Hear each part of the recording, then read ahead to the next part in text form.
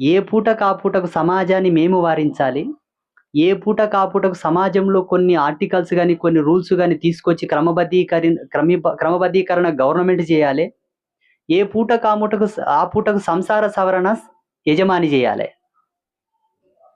నా పిల్లలు మంచి స్కూల్‌లో చదువుతుండ్రని చేయి జలిడవరాదు. రేపు ఇంటికి ఎవరినో పనికిరానోని తీసుకొచ్చి కూర్చోబెడతారు. నాన్న నీ అల్లుడు,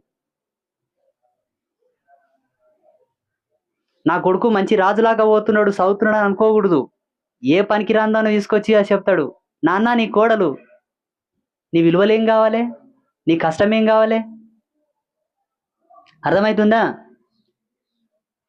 సమాజాన్ని మార్చాలనుకుంటే, సంసారాన్ని మార్చాలనుకుంటే కఠినమైన నిర్ణయాలు తీసుకోక తప్పదు.